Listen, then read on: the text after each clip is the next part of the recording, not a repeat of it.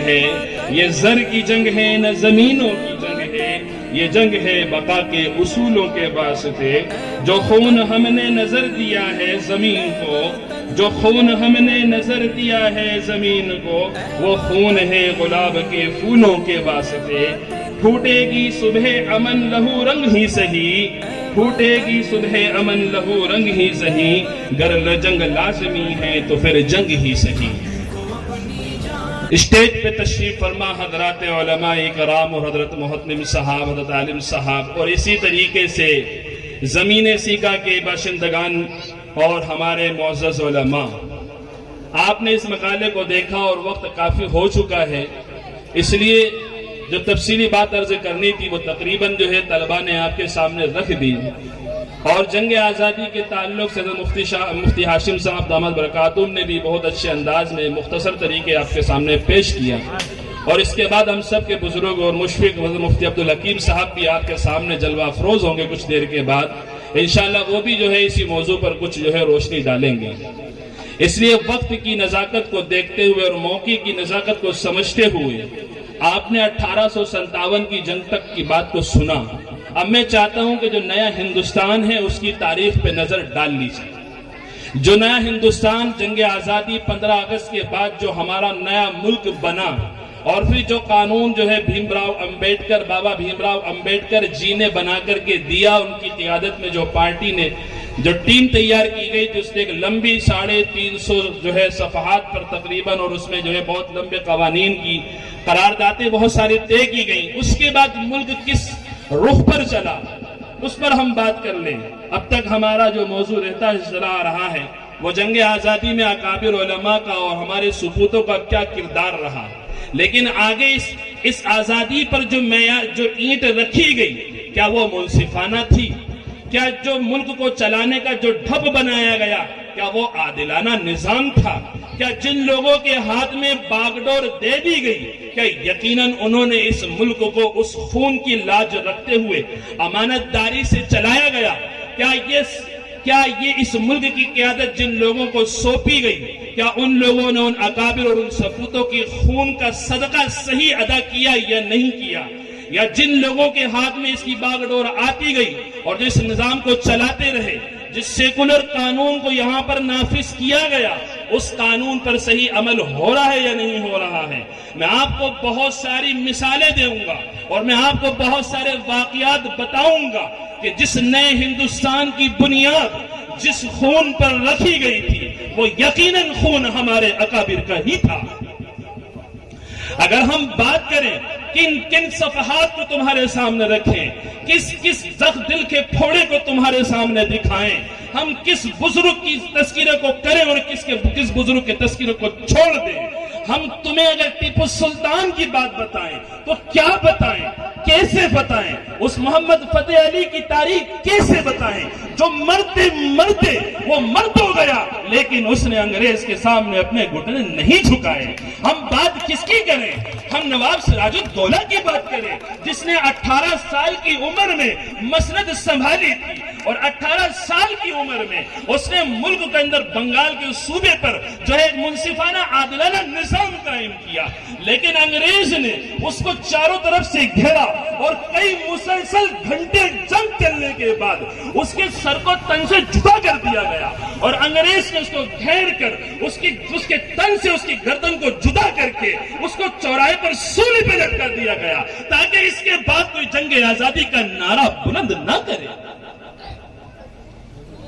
مگر اگر ہمارے اکابر، اگر ہمارے علماء، اگر ہمارے سپوت، اگر یہی بات کسی ڈر کی وجہ سے کہ کل کو اس جو ہے سراج الدولہ کی گردن کو جو ہے تخت اقتدار پر لٹکایا گیا ہے ہماری بھی لٹکا دی جائے گی، اگر اس ڈر سے وہ آزادی کا نعرہ بلند نہ کرتے تو میں اور آپ یہاں نہ بیٹھے ہوتے۔ ہندوستان زندہ باد، ہندوستان مجاہدین آزادی زندہ باد، مجاہدین آزادی زندہ باد، مدارس اسلامیہ زندہ باد، مدارس اسلامیہ زندہ باد، علماء دیوبند زندہ باد، علماء دیوبند زندہ باد۔ یہ ایک ہی ثبوت نہیں تھا، یہ ایک ہی مسلمان نہیں تھا، یہ ایک ہی قائد نہیں تھا۔ اگر ہم فہرست کھولیں گے آپ سنتے ہوئے تھک جائیں گے, میں بولتے ہوئے زبان لرز جائے گی. اگر آپ کو جان نہیں ہے تو آپ آگے دیکھیے, آپ بہادر شاہ ظفر کو دیکھیے, جب اس نے جنگ آزادی کا نعرہ بلند کیا, وقت کا بادشاہ ہے, انگریز نے ہائی جیک کر لیا اور اس کو رنگون قید کر کے بھیج دیا گیا. ظفر وہاں رنگون کے قید خانے میں جو ہے بند ہے, اور عجیب ظلم دیکھیے, ایسا کون سا باپ ہوگا کہ جس کے سامنے اس کی 4 اولادوں کی گردنیں کاٹ کر پیش کر دی جائیں اور وہ اس کی آنکھوں سے آنسو نہ بہے, اس کا کلیجہ نہ پھٹے اور زمین پر وہ بکھر نہ جائے, یہ ہرگز نہیں ہو سکتا. لیکن ظلم ہے, قربان جائیں ہم ان اکابر پر اور قربان جائیں ان مجاہدین آزادی پر جنہوں نے اپنی جانے تو جانے, اپنی اولادوں کا نذرانہ بھی پیش کیا. انگریز ملعون نے جو ہے مرزا جو ہے بہادر شاہ ظفر کے 4 بیٹے, مرزا مغل کو, مرزا خضر سلطان کو, مرزا ابو بکر کو, مرزا عبداللہ کو, ان 4 کے سر تن سے جدا کر کے تشتری میں رکھ کر اور اس پر کپڑا ڈھانپ کر رنگون کی جیل میں شہباد الظفر کے سامنے پیش کیے گئے. ہندوستان زندہ باد, ہندوستان زندہ باد, مجاہدین آزادی زندہ باد, مجاہدین آزادی زندہ باد, مدارس اسلامیہ زندہ باد, مدارس اسلامیہ زندہ باد, علماء دیوبند زندہ باد, علماء دیوبند زندہ باد. اس کے بعد آگے تاریخ بڑھتی ہے.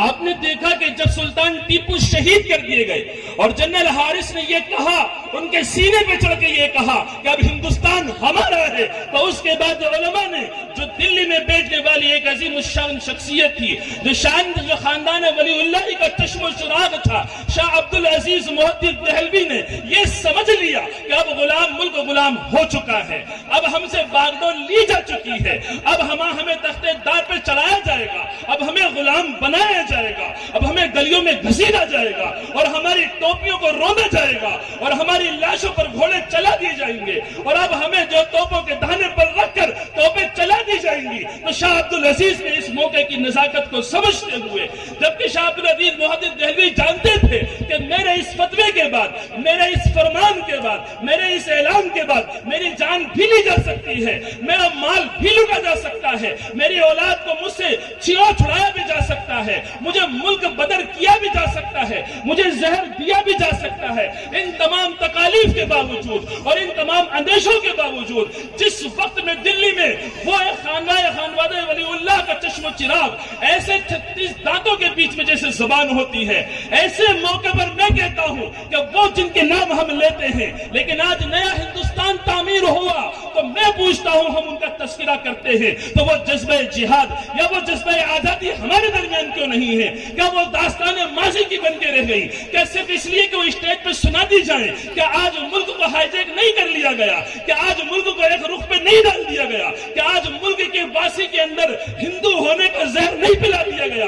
کیا ہندو مسلم کو گنگا جمنی تہذیب کہنے والے لوگوں کو الگ نہیں کر دیا گیا؟ کیا ہندو اور مندر اور مسجد کے نام پر 2 صفوں میں انسانیت کو نہیں بانٹ دیا گیا؟ کیا آج ووٹنگ کا مزاج ہندو دھرم نہیں بنا دیا گیا؟ آج ذاتی بات کے ذریعے سے ہندو مسلم بھائیوں کو آپس میں نہیں لڑایا جا رہا ہے، تو پھر کیوں ہمارے وہ لوگ خاموش ہیں جو ان کا نعرہ دیتے ہیں کہ شاہ عبدالعزیز ہمارے مجاہد آزادی کے کارواں تھے؟ ہندوستان زندہ باد، مجاہدین آزادی زندہ باد، مدارس اسلامیہ زندہ باد۔ آپ دیکھیے شاہ عبدالعزیز محدث دہلوی کو، یہ سب یقینی طور پہ وہ جانتے تھے، لیکن جب 1799 میں سلطان ٹیپو کو شہید کر دیا گیا تو 1803 میں جب کے اندر جب حکومت دلی کے اندر لال قلعے میں سامراجی جھنڈا لہرایا گیا اور انگریز لال قلعے پہ قابض ہو گیا تو اس نے یہ اعلان کر دیا، خلق و خدا کی اور بادشاہت بادشاہ کی اور حکم جو ہے ایسٹ انڈیا کمپنی کا۔ جب یہ اس اعلان کے بعد شاہ عبدالعزیز نے جب وہ ساری چیزیں مد نظر ہونے کے باوجود جو میں نے آپ کو بتائی فتویٰ صادر کر دیا اور یہ کہہ دیا کہ اب انگریز کا تسلط اس ملک میں ہو چکا ہے اور ملک غلام ہو چکا ہے، لہذا اس ملک کی آزادی کے لیے، اس ملک کو آزاد کرانے کے لیے، آزاد بھارت بنانے کے لیے، اکھنڈتا بھارت بنانے کے لیے، اس کی آزادی کو حاصل کرنے کے لیے اب ہر مسلمان پر جہاد آزادی فرض ہو گیا۔ ہندوستان، مدارس اسلامیہ، مجاہدین آزادی۔ اور اس کے بعد شاہ عبدالعزیز محدث دہلوی کو کیا نہیں کیا گیا. اس فتوے کے بعد شاہ عبد العزیز رحمت اللہ علیہ کو جو اندیشہ تھا وہ سامنے آیا. انگریزوں نے شاہ عبد العزیز محدث دہلوی کو جو ہے ان کی جائیداد چھڑا لی گئی, انہیں ملک دلی سے باہر کر دیا گیا, انہیں زہر دیا گیا. زہر کے نتیجے میں جسم پر سفید داغ پڑ گئے اور شاہ عبد العزیز محدث دہلوی کی موت اور ان کی شہادت اسی زہر کی وجہ سے آئی. یہ ہمارے اکابر کی قربانی تھی. ہم کن کن اکابر کی قربانیوں کو روئیں اور کن کن کے صفحات آپ کے سامنے کھول کے بیان کریں. وقت نہیں ہے, اس لیے میں تاریخ کو آگے بڑھاتا ہوں. اصل موضوع نئے ہندوستان کے اندر آج ہو کیا رہا ہے وہ مجھے بیان کرنا ہے. آگے تھوڑی سی تاریخ کو آگے لے جائیں. 1857 کی جنگ کے آگے اور پیچھے جو قربانی علماء نے دی, یہ یقینی بات ہے, یہ متفقہ تاریخی حقیقت ہے, اس کا کوئی انکار نہیں کر سکتا. سب سے پہلے, اگرچہ میرے بھائیوں کو کسی کو یہ بات سننے میں تھوڑی تکلیف ہوگی, کہ سب سے پہلے اس آزادی کی اینٹ رکھنے والے صرف مخلص علماء تھے اور کوئی نہیں. ہندوستان مجاہدین آزادی مدارس اسلامیہ. اور یہ فتویٰ سنگ میر ثابت ہوا. آپ کئی جنگیں ہوئی, 2 صدی علماء نے اور مسلمانوں نے اور 150 صدی کے بعد, 2 صدی میں 1.5 صدی کے بعد, آخری کی آدھی صدی کے اندر ہمارے ہندو بھائی ہمارے ساتھ شریک ہوئے. مہاتما گاندھی آئے, سبھاش چندر بوس تختے دار پہ چڑھ گئے. جیل کے اندر ماں نے آ کے کہا, بیٹا تم یہ کیا کر رہے ہو؟ اس نے کہا, ماں یہ میرے لیے فخر کی بات ہے کہ میں دیش کے لیے تختے دار پہ چڑھ جاؤں. بہرحال آگے تاریخ کو لے کے مختصر انداز میں آپ دیکھیں کس زخم کو روئیں. میرٹھ کے اندر پورا میرٹھ جو ہے انگاروں پر سلگ رہا تھا, پورے میرٹھ میں آگ لگی ہوئی تھی. انگریزی فوج نے یہ حکم نافذ کر دیا, جو ہندوستانی مسلمان ہو یا غیر مسلم بھائی ہو, ان سب کو سور کی چربی سے بنائی ہوئے کارتوس اور جو ہے اس کی چربی سے بنائی ہوئے کارتوسوں کو منہ سے کاٹنا ہوگا. اس وقت میں جو چھاونی میرٹھ میں بنائی گئی تھی, اس کے اندر 83 فوجی, جس کے اندر 48 مسلمان تھے, ان کو جو فوج میں کھڑے کر کے جنرل نے گولی مار دی. ایک زخم ہو تو بتائیں, پورا جسم یہاں چلنی ہے. آگے دیکھیے, میرٹھ کو چھوڑیے, مراد آباد میں چلے جائیے. گل شہید کے نام سے ایک علاقہ مشہور ہے, جہاں جو ہے نواب مچو خان کو انگریزوں نے اس لیے کہ وہ جنگ آزادی میں پیش تھے, مخبروں نے مخبری کر دی, تو اس کے نتیجے میں مچو خان کو جو ہے انگریز نے جو ہے ہاتھیوں کے ذریعے سے, گھوڑوں کے ذریعے سے چاروں طرف ان کے پیر اور ہاتھ بنوا کر کے, یا پھر یہ ہے کہ رسی سے گھوڑے پر پیچھے باندھ کے گھوڑے کو دوڑا دیا. نواب مچو خان کے پرچھے اڑ گئے اور ان کے پیچھے ہونے والے جو مجاہد آزادی موجود تھے, ان شہیدوں سے اس محلے کی مٹی کو لال کر دیا گیا. اس لیے اس محلے کا نام گل شہید ہے, یعنی شہیدوں کی مٹی. ہندوستان مجاہدین آزادی مدارس اسلامیہ. تاریخ کو آگے دیکھیے. مولانا محمد علی شوکت اور مولانا محمد علی جوہر نے آزادی کے خاطر جب یہ لندن پہنچے تو وہاں پر جہاں لندن انگریزوں کا پائے تخت تھا, مولانا محمد علی جوہر نے انگریز حکومت کو چیلنج کیا کہ سن لو, میں ہندوستان اس وقت تک نہیں جاؤں گا جب تک کہ تم آزادی کا پروانہ نہیں دے دیتے, اور اگر تم نہیں دیتے ہو اور آزاد ملک نہیں ہوگا تو میں غلام ملک کے اندر جینا پسند نہیں کرتا. اور ہم غلامی کے تحت جی رہے ہیں. اس کے بعد آگے دیکھیے, محمد علی جوہر جیل میں بند کر دیے گئے. محمد علی جوہر کی بیٹی کی خبر دی گئی, محمد علی جوہر کی بیٹی بیمار ہے, آخری وقت چل رہا ہے. تو لوگوں نے کہا محمد علی جوہر سے, تو بیٹی کا پیغام آیا, تو بیٹی کو کہا, انہوں نے ایک پیغام بھیجا. پیغام میں کیا کہتے ہیں؟ کہتے ہیں میں ہوں مجبور پر اللہ تو مجبور نہیں, میں ہوں مجبور پر اللہ تو مجبور نہیں, تجھ سے میں دور سہی مگر وہ تو دور نہیں. تو تو مردوں کو جلا سکتا ہے, قرآن نے کہا, تو تو مردوں کو جلا سکتا ہے, قرآن نے کہا, تخرج الحی من المیت مذکور نہیں. یہ پیغام اپنی بیٹی کو دے کر کے آزادی سے پیچھے پیر نہیں ہٹائے, یہ ہمارے اسافر اور ہمارے اسلاف اور اکابر کی قربانی ہے.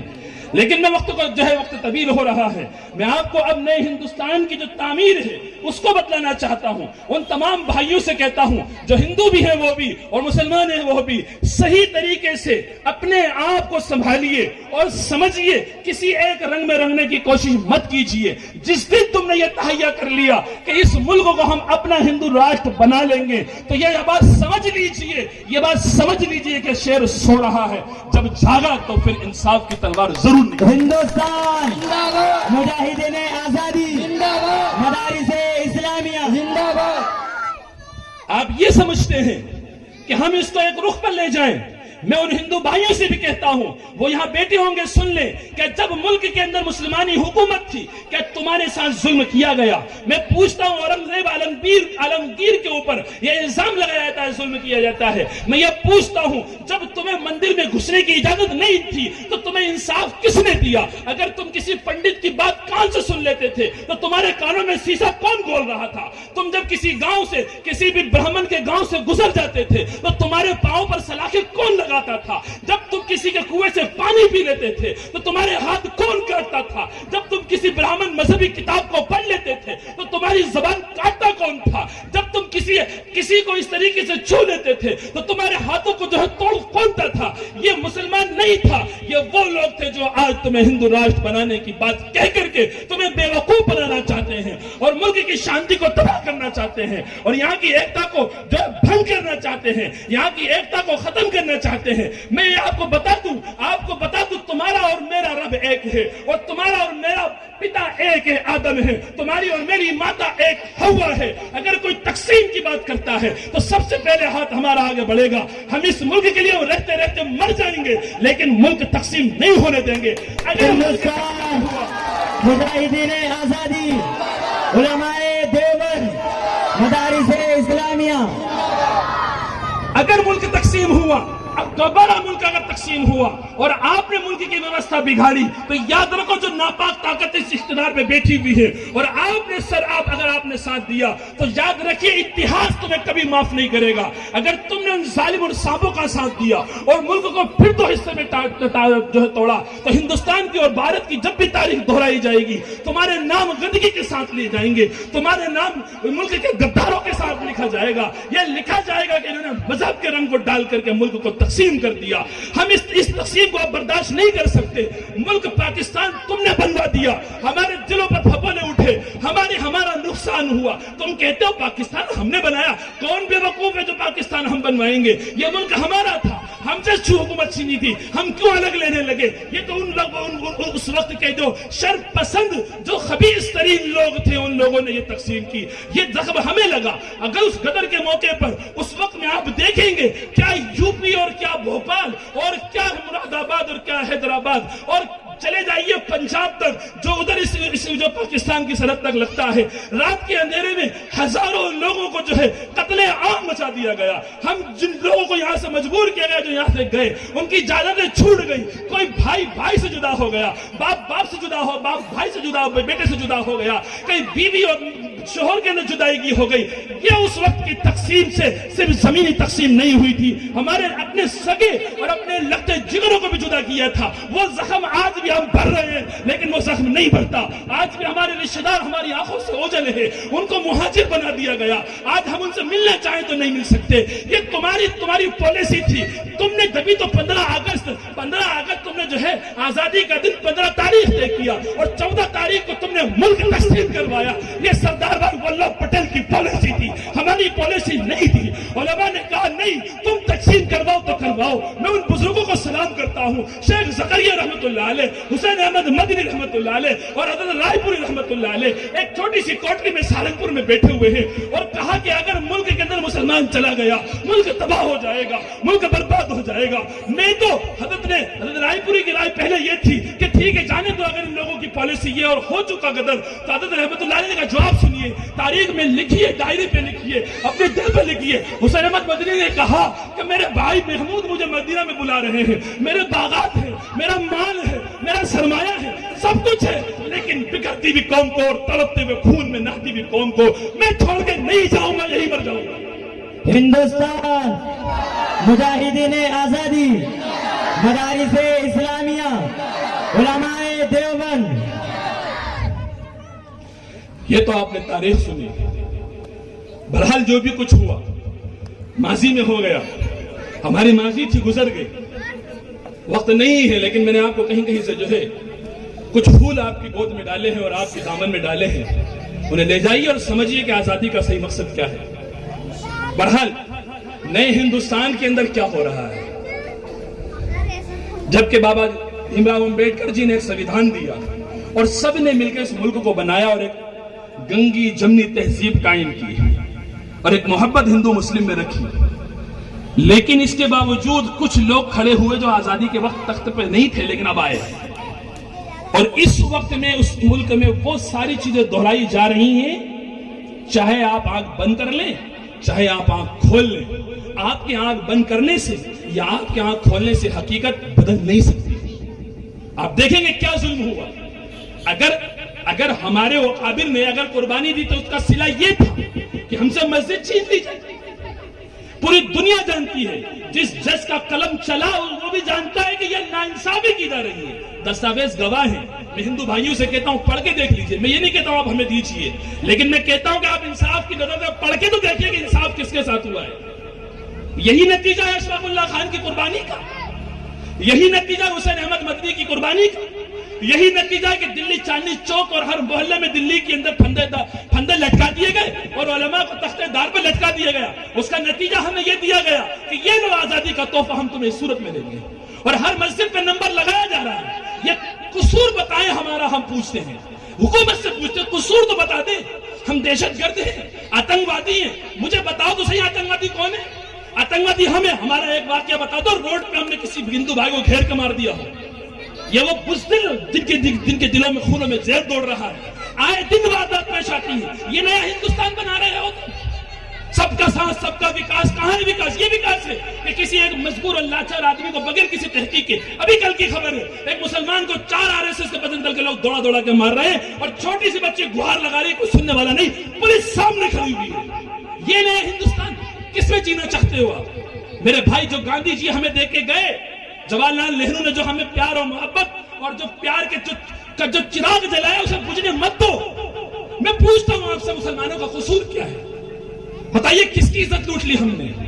आपका वो लव जिहाद, झूठ है, झूठ। लव जिहाद ये उलमा बैठे हैं, हमारे धर्मगुरुओं से आके पूछ लो अगर लव जिहाद कहीं हो तो क्या होता है लव जिहाद। हमारे यहाँ कुरान के अंदर आयत मौजूद है कि जब मुसलमान चले रोड पे तो अपनी आंखों को नीचे रख के चले। ये हुक्म है। ये नहीं कहा कि अगर हिंदू बहन है तो उसको ताड़ के देखे और मुसलमान है तो नीचे रख ले। नहीं, कोई भी बहन हो अगर वो औरत है तो तुझे हक नहीं कि तू निगाह उठा के देख ले। और ये कहा गया बहुत बड़ा श्राप है, बहुत बड़ा गुनाह है, जिसकी तलाफी यानी होगी, सजा मिलेगी जब तक तौबा न करो। लव जिहाद की बातें कर रहे हो, बात कर ले। लव जिहाद की बातें कर रहे हो, कहां का लव जिहाद? लव जिहाद हम कर रहे हैं। अभी आंकड़े उठा के देखो तो सबसे ज्यादा अगर कोई लड़कियां भगाई गई तो मुसलमानों की, और भगाने वाले आरएसएस के चड्डे हैं, साफ कहूंगा मैं। अगर मुफ्ती किफायतुल्लाह का सबूत और हुसैन अहमद मदनी की कुर्बानी को याद करता हूं तो इस स्टेज पे ये बात भी हिम्मत रखता हूं बोलने की। मुझे मालूम है कि जुल्म होगा, हो जाए जुल्म हो जाए अगर इंसाफ के ताल्लुक। अगर सुल्तान टीपू ने कहा अगर अपनी गर्दन नहीं झुकाई तो हम भी नहीं झुकाएंगे। हम इंसाफ के साथ कल भी हैं, जुल्म के साथ कभी खड़े नहीं होंगे। आप लव जिहाद की बात कर रहे हैं। सबसे ज्यादा आप देखिए इस वक्त में कौन से आंकड़े उठा के देखिए। इंसाफ की नजर से कहता हूं मैं अपने भाइयों से, हिंदू भाइयों से भी, इंसाफ की नजर से हमारे मजहब में तो गैर हिंदू बहन तो क्या, अगर तुम्हारी शादी ना हो, निकाह ना हो तो दूसरे से मुलाकात करना भी हराम है। हमारे उलमा फतवा नहीं देते, लेकिन कुछ गद्दी पे बैठने वाले कहते हैं लव जिहाद। लव जिहाद कहां का लव जिहाद है भैया? हमसे भी जाके पूछ लो। हमारे मजहब का मसला और हमें ही पता नहीं, फतवा तुम दे रहे हो बैठ के गद्दी पे। यूपी में सरकार बैठी है, लव जिहाद हो रहा, क्या मुसीबत है ये? इसको समझ रहे हैं आप? आप कहते हैं मुल्क आजाद हुआ और हम जो है एकदम जमहूरी निजाम लागू करेंगे, सब बराबर है, सब मुसावत है। 30,000 जब मुल्क आजाद हुआ उस वक्त से लेके अब तक 30,000 दंगे करवा दिए गए। मैं पूछता हूं किसकी दुकानें जली, मैं पूछता हूं किसके रोजगार बिगड़े, मैं पूछता हूं किनकी जाने गई। सबसे ज्यादा मरने वाले मुसलमान हैं। उठा के पढ़िए, क्योंकि हमारे यहाँ तो पढ़ने का मिजाज तो है नहीं, चाहे वो हिंदू भाई हो चाहे मुसलमान भाई हो, पढ़ता नहीं है। बस जो हमने कहते उसी को मान लिया। मेरी बात को आप मत मानिए, मगर जो मैं कह रहा हूं दिमाग में तुम्हारे अगर कोई बत्ती जल रही है तो जाइए और इतिहास पढ़ लीजिए। 30,000 दंगे करवाए गए और 30,000 दंगों का आंकड़ा उठा के देख लीजिए। सबसे ज्यादा मुसलमान का कत्लेआम हुआ है, सबसे ज्यादा मुसलमानों के धंधे चौपट कर दिए गए। और अभी भी देख लीजिए यूपी में क्या हो रहा है भैया। क्यों अमन शांति बिगाड़ी जा रही है? वहां कोई आतंकवादी आ गया क्या? मैं आपसे पूछता हूं, जवाब दे हुकूमत। वहां कौन सा आतंकवादी जो घरों से निकाल के लोगों को मार रहे हो और चौराहे पर मार रहे हो? क्या है ये वही गंदी रणनीति है। मुल्क तकसीम हो जाएगा, ये बात सुन लेना। آپ نے اگر ہندو راشٹر کا اعلان کیا تو یہ تو دعویٰ ہے کہ یہ زمین چھوڑ کے تو نہیں جائیں گے، چاہے مر جائیں گے اسی ملک میں۔ تو اس کا انجام سمجھتے نا کیا ہوگا پھر؟ بچے تمہارے بھی اور ہمارے بھی، بیوی آپ کی بھی ہماری بھی، بہنیں ہماری بھی ہیں آپ کی بھی ہیں، عزتیں آپ کی بھی ہماری ہیں۔ ہم آپس میں ایک گھر کے دو بھائی لڑ مریں گے اور خون کی ندیاں بہہ جائیں گی، اور تم بھی یہی دفن ہو گے، ہم بھی یہی دفن ہوں گے، ملک کو تقسیم نہیں ہونے دیں گے۔ ہندوستان مجاہدین آزادی، مدارس اسلامیہ۔ آگے بات کرتے ہیں، مدارس میں مستقل ظلم ہے، مستقل ظلم ہے۔ ہم کہتے ہیں، ہمارے علماء کہتے ہیں، آگے دیکھو مدرسے میں کون سی بندوق رکھی ہوئی، کون سی تلوار رکھی، خدا کے بندو آگے تو دیکھ لو، ہم کیا پڑھا رہے ہیں، کیا سکھا رہے ہیں۔ بس اٹھایا میڈیا پہ جملہ کس دیا، وہ مولوی آتنکوادی ہے، وہ مولانا آتنکوادی ہے۔ میں اپنے بھائیوں سے کہتا ہوں، مسلم ہندو بھائیوں سے، ارے بھیا مدرسے میں آ جاؤ، دیکھ لو، تم دیکھ لو، تمہاری آنکھوں کو ٹھنڈ کر لو۔ کوئی کہتا نہیں تو تل گھر بنا رکھا ہے، تو میں کہتا ہوں ہماری نیویں کھود کے دیکھ لو، اور کھودنے کا پیسہ تم دے دینا۔ کھود کے دیکھ لو ہمارے کمروں کو، ہماری لیٹرینوں کو اور باتھ روموں کو چیک کر لو، ہمارے پرسنل کمروں کو چیک کر لو، اگر تمہیں لگتا ہے کہ اگر ہم آتنکوادی ہیں۔ اور جن لوگوں نے جملے کہے ان کے گربان جا کے پکڑو کہ مسلمان ایسا نہیں ہو سکتا۔ ہندوستان مدارس اسلامیہ، نوجوان ایکتا۔ اور آگے آپ بات کر رہے ہیں، اور یہ صرف مسلمانوں کا نقصان نہیں ہے، ہمارے دلت بھائیوں کے ساتھ جو ناانصافی کی گئی، انصاف ہم نہیں دلایا۔ آج ہمارے ساتھ اگر کوئی ہندو بھائی کوئی بھی مذہب، ہم نہیں پوچھتے کبھی مذہب، ہمارے اسلام میں ہے ہی نہیں فرق۔ اگر کوئی ہندو بھائی آ کے بیٹھ جائے گا تو جس پلیٹ میں وہ کھائے گا اس پلیٹ میں ہم کھائیں گے، ہمارے نبی کا طریقہ اور ہمارے نبی نے ہمیں سکھایا۔ ایک پلیٹ، ایک صف، ایک جگہ، ایک مکان، کبھی نہیں ہوگا کسی دلت بھائی کو ہم نے نیچے بٹھا دیا اور ہم اوپر بیٹھ گئے۔ یہ ہمارے مذہب میں ہے ہی نہیں۔ ہم نے جو بنیاد اسلام نے رکھی ہے اسلامیت پر، کہ جو انسان ہے بس وہ تمہارا بھائی ہے۔ وَكَرَّمْنَا بَنِي آدم، نہیں کہا کہ وہ دلت ہو تو ایسا کر لے، وہ فلاں ذات کا ہو تو اسے بھگا دو، اسے مسجد میں مت گھسنے دو، اسے مدرسے میں مت گھسنے دو، ہمارے کوئی روک نہیں ہے۔ آئیے اور ہمارا دل تمہارے لیے کھلا ہوا ہے۔ ایسی کتنی باتیں ہیں جو آپ کو بتاؤں۔ آپ دیکھ رہے ہیں، آپ نے کہا کہ ٹھیک ہے مودی جی آئے اور سب کا ساتھ سب کا وکاس۔ میں آپ سے پوچھتا ہوں، کشمیر میں ہمارے 40 نوجوانوں کو اڑا دیا گیا، سب جانتے ہیں اس قصے کو، اور اب وہ کس نے اڑایا؟ تو میڈیا نے فوراً، جو بکی بھی میڈیا، تو نے کہا لشکر محمد اور لشکر طیبہ۔ کیا مصیبت ہے بھیا، مسلمانوں نے مار دیا۔ تو میں پوچھتا ہوں، 40 کو شہید کر دیا نوجوانوں کو، تو لاؤ نہ پکڑ کے کون سا لشکر طیبہ ہے؟ آج تک نہیں ملا لشکر طیبہ کہاں ہے ہندوستان میں؟ کوئی بھی حادثہ ہوا اڑا گئی، مسلمان پکڑ کے لاؤ سامنے، ہم جوتے دیں گے، تم سے پہلے سزا ہم دیں گے اس کو۔ 40 نوجوان آرمی کو مار دیا گیا، اور اس وقت اڑا دی گئی کہ پھلے مسلمان نے مارا اور دھما کے لشکر نے مارا، اور آج تک ان کا پتہ نہیں کہاں ہے وہ مارنے والے۔ اب دو ہی باتیں ہو سکتی ہیں۔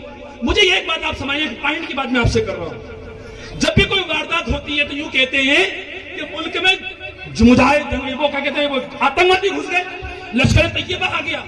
تب کوئی باتیں ہو سکتی نہیں ہیں، یا تو یہ جھوٹ ہے، یا تو یہ جھوٹ ہے کہ ہے ہی نہیں، آپ کہانی بنا رہے ہو۔ اور اگر حقیقت ہے تو پھر دو بات یہ ہے کہ کرسی پہ بیٹھنے والے بکے، ہم نہیں بکے۔ کیوں بھائی؟ جب ہمارا نوجوان سرحد پہ کھڑا ہوا ہے اور بارڈر سیل ہے، آرمی پہ پورے ملک کا 3 حصہ خرچ کیا جاتا ہے، 3 حصہ، اور 1 حصہ پوری ملک کی جو آمدنی ہے نا، انکم، اس انکم کا 3 حصہ آرمی پہ خرچ ہوتا ہے اور 1 حصہ عوام پہ خرچ ہوتا ہے۔ اس 3 حصے کے خرچ ہونے کے بعد تو پھر کیسے کوئی آتنکوادی ہماری سرحد میں گھس گیا؟ یا تو اس کا مطلب ہے کہ سرحد پہ کھڑے ہونے والے بکے ہوئے ہیں، یا پھر کرسی میں بیٹھنے والے بکے ہوئے ہیں کہ انہوں نے آتنکوادی سے ساٹھ گانٹ کی، ہم نے نہیں کی۔ سمجھ رہے ہیں بات کو میں پہن کے رہا ہوں؟ ارے سمجھ میں آ رہا کہ نہیں آ رہا ہے؟ اس کے بعد بھی کہتا ہوں ہلا تو میں اس میں میرا قصور نہیں ہے۔ بھائی میں آپ سے پوچھتا ہوں، کیسے آتنکوادی گھس گیا؟ جب دروازہ بند ہے اور تالا لگا ہوا ہے تو آدمی چور کیسے گھس جائے گا؟ یا تو چوری ہوگی اس لیے کہ تمہارا نظام کمزور ہے کہ دیوار توڑ کے گھس گیا، اور یا بھی چوری اس لیے ہوگی کہ گھر کا آدمی اس چور کے ساتھ شریک ہے۔ تو اب دیکھ لو اقتدار میں کون بیٹھا ہے اور کس کی حکومت میں یہ پالیسی دہرائی گئی ہے، اور کس نے ان 40 نوجوانوں کا جو ہے خون کیا ہے، جس کے لیے آج تک ہم خون کے آنسو روتے ہیں۔ ان ماں سے پوچھو جن کے سپوت وہ کشمیر میں مار دیے گئے، صرف ایک سیاست کی نظر مار دیے گئے، صرف یہ دکھانے کے لیے کہ ہندو مسلم الگ الگ ہیں، صرف سیاست کے لیے، اپنی کرسی بچانے کے لیے۔ اگر ایسا راجا مہاراجا ہے تو ہمیں پسند نہیں۔ کتنی باتیں ہم کریں آپ سے، NRC کے اوپر تمہیں جو ہے شہر بدر کی جانے لگا، ملک مر رہا ہے، تباہ ہو رہا ہے، جی ڈی پی ڈوب گئی، اور اب ہندو مسلم ہندو مسلم ہندو مسلم لگے۔ ارے کیا مصیبت ہے ہندو مسلم؟ کرشی بل لایا گیا، کرشی بل لایا گیا، یہ تو مسلمانوں کے لیے ہے کیا؟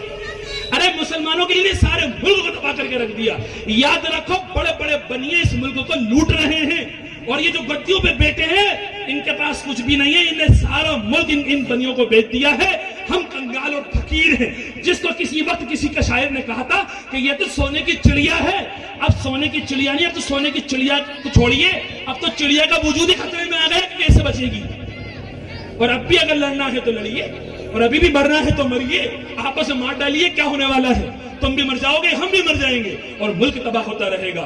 اس لیے میں کہتا ہوں کہ یہ نیا ہندوستان جس کے اندر موب لنچنگ، کاروبار کے اندر ایک دوسرے کو مطلب پھنسانا، مہنگائی انتہا درجے پر کر دینا، نوکریاں ساری ختم کر دی، فلائٹ ساری بیچ دی، ریل بیچ کے کھا گئے، اور نہ جانے کتنی سرکاری زمینیں بیچ دی، خزانے میں کچھ بھی نہیں ہے، صرف اپنی کرسی بچانے کے لیے مزدور تڑپ رہا ہے۔ ایک مزدور اگر ایک دن مزدوری پہ نہ جائے تو اس کے گھر میں تیل نہیں آ سکتا، 150 روپے کا تیل ہے، پیٹرول 150 کا۔ اب کیوں بات نہیں اٹھاتے؟ اٹھاؤ نا آواز، نہیں اٹھاؤ گے، نہیں اٹھاؤ گے، زہر دے دیا گیا ہے، زہر پلا دیا گیا ہے۔ میرے بھائی امن و شانتی قائم رکھو، جس نظام کو بابا بھیم راؤ امبیڈکر نے جو قانون ہمیں دیا ہے اس کو فالو کرو، اور اپنے درمیان موجود جو شر پسند اور فرقہ پرست طاقتیں ہیں انہیں ختم کرو، انہیں نکالو اور ملک کو سنوارو۔ یہ ملک نوجوانوں کے ہاتھ میں ہے۔ میں کہتا ہوں جذبات سے نہیں، ہوش و حواس سے کام کرو، اور اپنی مرضی سے نہیں، بھیم راؤ امبیڈکر کے قانون سے کام کرو تو بات بنے گی، نہیں تو بات نہیں بنے گی۔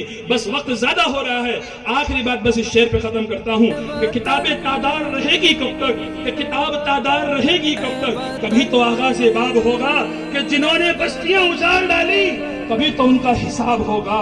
وہ دن گئے جب کہ ہر ستم پر عذاب محبوب کہہ چکے، وہ دن گئے جب ہر ستم پر عذاب محبوب کہہ چکے، اٹھے گی جب ہم پہ کوئی اینٹ تو پتھر اس کا جواب ہوگا۔ وآخر دعوانا الحمدللہ۔ ہندوستان، اے وطن